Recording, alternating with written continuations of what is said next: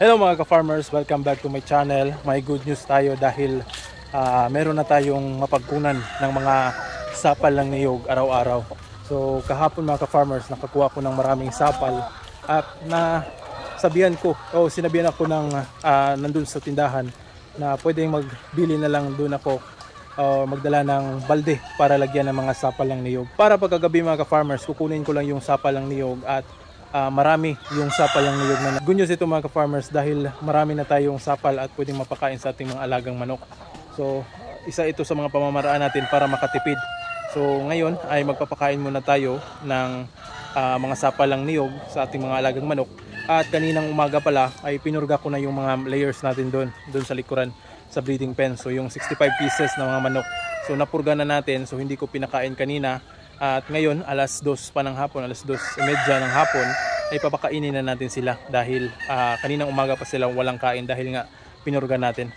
So, samahan nyo ko mga ka-farmers at let's go. So, ito na yung sapal mga ka-farmers na hinaluan natin ng cattle concentrate, crack corn at saka mais na darak. Yan. Parang tawag dito is bukayo. So, napakagandang patuka sa ating mga manok. Tipid na tipid. So ito yung kaninang umaga nagpakain tayo ng isang balde at ngayong hapon ay ito kalahating balde yung ipapakain natin sa mga manok natin. Sapal ng niyog pa rin. Alright.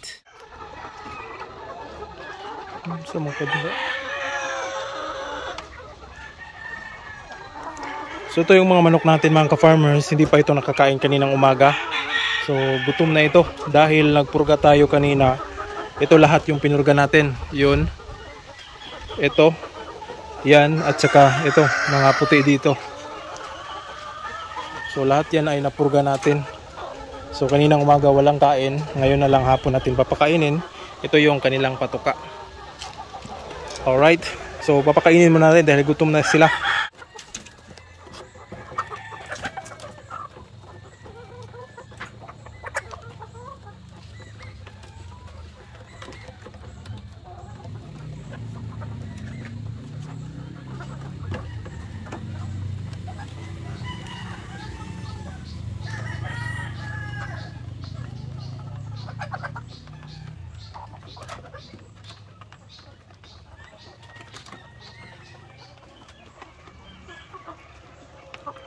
So ayan mga ka-farmers, napakabango yung ginawa nating mixture. So maaamoy ko talaga kahit dito malayo. Naamoy ko yung bango ng patuka. So yan, ganado naman sila lahat. So ngayon ay dahil meron na tayong mapagkunan ng sapal ng niyog, ay lubos-lubusin na natin ang pagpapakain sa kanila. So para makatipid na rin tayo. So sana ay patuloy pang mangingitlog yung mga manok natin.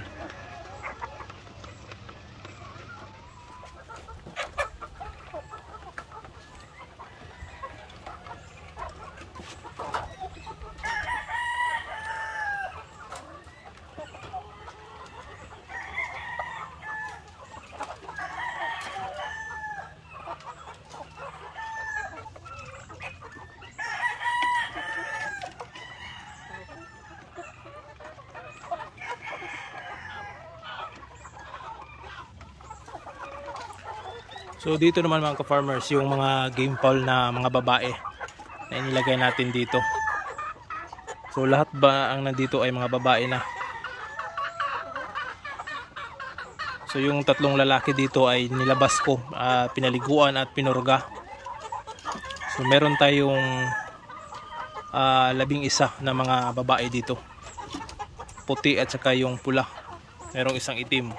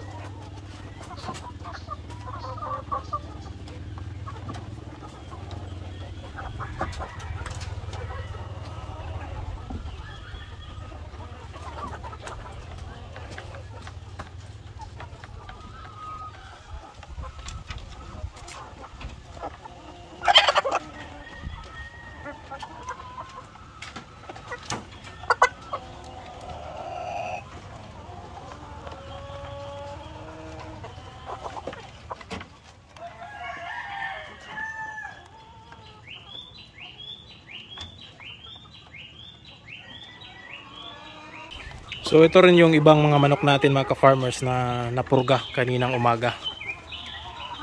So ito pa rin yung binibigay natin sa kanila, yung tipid mixture. So lahat ng mga manok na nandito ay sanay na dito na kumain. So meron pang nasa ilalim pero meron silang dala na sapal ng niyog doon kaya nandun sila.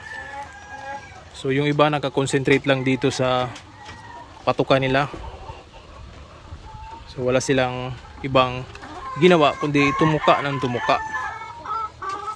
Siguro busog pa yung isa doon.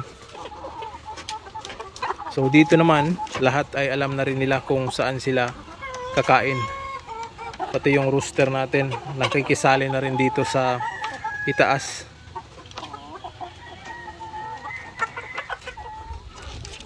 So yun mga ka-farmers, yung mga manok natin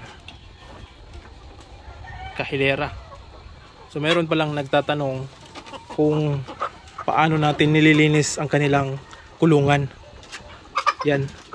So hindi ako araw-araw naglilinis dito mga ka-farmers. Yan, mapapansin nyo, di naman gaanong maraming dumi yung mga manok natin. So sa isang linggo, isang beses lang ako naglilinis mga ka-farmers dito sa loob ng kanilang kulungan. So meron akong mga napansin sa pagpapakain ng ating mga manok para hindi magdulot ng maruming breeding pen. Hello mga ka-farmers, pag-uusapan natin kung ilang beses nga ba ako maglilinis ng breeding pen. Makikita nyo sa likuran ko, meron akong breeding pen dito at merong isang subscriber na nagtanong kung paano ba natin i-maintain yung kalinisan sa loob ng ating breeding pen at ilang beses tayo maglilinis o linisin yung loob nila o yung kulungan. So sa akin mga ka-farmers, ang ginagawa ko dito ay isang beses sa isang linggo lang ako naglilinis.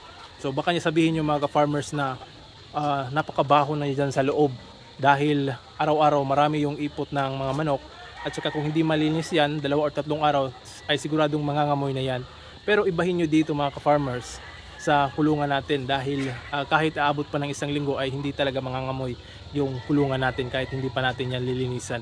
Pero kailangan nating linisin yan mga ka-farmers dahil merong mga bakterya na nandyan sa loob. So kahit na hindi nangangamoy ay kailangan pa rin nating linisin yung manuka natin. Isa ring rason mga ka-farmers kung bakit maraming langaw yung mga manuka natin ay dahil sa mabahong amoy ng mga ipot ng ating mga alagang manok.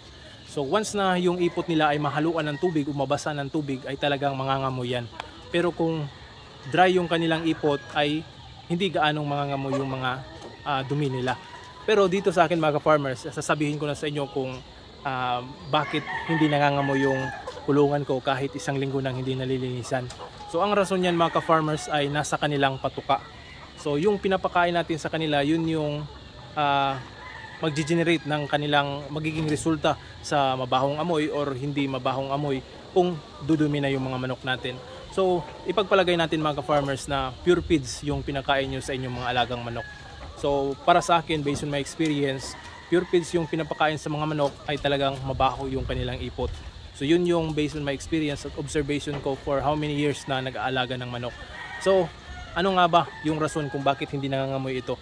So dahil nga doon sa kanilang pinapakain natin sa kanila, yung organic lang yung pinapakain natin sa kanila at saka merong halong konting commercial na feeds. So yung commercial na feeds naman natin na ginagamit ay yung cattle concentrate. So yun lang naman at saka yung crack corn.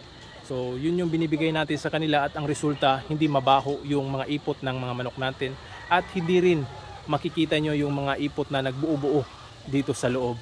Ito rin mga ka-farmers, meron akong isang bagay na pwede nating ihalo sa ating patuka na pwedeng pangtanggal ng mabahong amoy sa ating mga manok. So ito yung darak ng palay. So kapag yung mixture nyo ay hinaluan nyo ng darak ng palay, for sure mga ka-farmers, mapapansin nyo yung kanilang mga ipot ay dry at saka hindi mabaho. So di katulad ng pure feeds na talagang mangangamoy talaga, yung masangsang na amoy ng mga dumi ng mga manok. So yung experience ko na paglalagay ng darak na palay doon sa mixture natin ay isa rin din yun sa mga pamamaraan kung para hindi langawin yung ating manukan upang hindi mangangamoy ng mabaho. So dito mga ka-farmers, lampas na sa isang linggo yung hindi pa ako nakapagwalis dito. So yan, medyo makalat pero hindi mabaho. So meron kasing mga dahon dun sa gilid na kinukuha nila, kaya dinadala dito sa loob. So yan, no, mapapansin nyo, madumi nga sa loob pero hindi mabaho.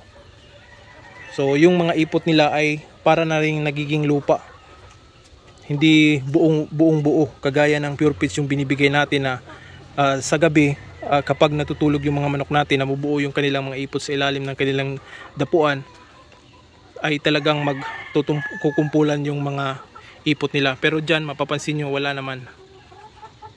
So mamaya ay maglilinis ako dito dahil lampas isang linggo na nga na hindi pa natin linisan ito.